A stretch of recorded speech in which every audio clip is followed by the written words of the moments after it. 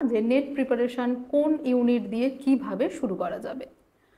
তো আজকে আমি তাদের জন্যই এই আলোচনাটা মূলত রাখছি যে যারা একবার নেট পরীক্ষা দিয়েছো, অর্থাৎ জুনের নেটটাতে বসেছো, বা যারা একদম প্রথম দেবে তাদের জন্য। কেন কি যারা একবার বসেছো তারা কেমন পরীক্ষা হলটা হয়, কেমন প্রশ্নের প্যাটার্ন থাকে তারা জেনে গেছো, এবং তার সাথে সাথে কিছু হলেও পড়ে গেছো, তাও তাদের জন্য ভীষণ ইম্পর্টেন্ট হয় এই ডিসেম্বরের নেটটাকে ক্র্যাক করার জন্য। তো তারাই মূলত আমার আজকের আলোচনার শ্রোতা আমি বলবো। এছাড়াও যারা এই ডিসেম্বরের নেটটাতে একদম প্রথমবার বসতে চাইছো তাদের জন্য খুব সাহায্য হবে বলে মনে করছি।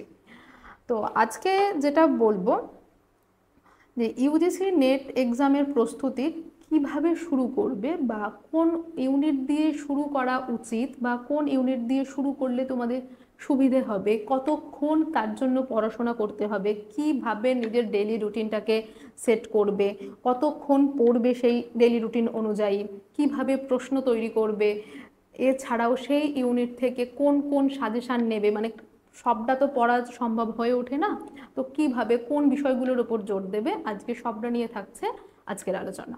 প্রথমেই আসি যে যে বিষয়টা, যে তোমাদের ইউজিসি নেট বাংলার সিলেবাস এতক্ষণে জেনে গেছো, যেখানে কিন্তু দুটো বিষয় থাকে, একটা হচ্ছে কনসেপচুয়াল, একটা হচ্ছে ইনফরমেশন। তো কনসেপচুয়াল ইউনিটটা একটু ছাত্রছাত্রীদের কাছে একটু টাফ লাগে, যে বিষয়টাকে বুঝতে হয়, তাদের ধারণাটাকে স্বচ্ছ করতে হয়।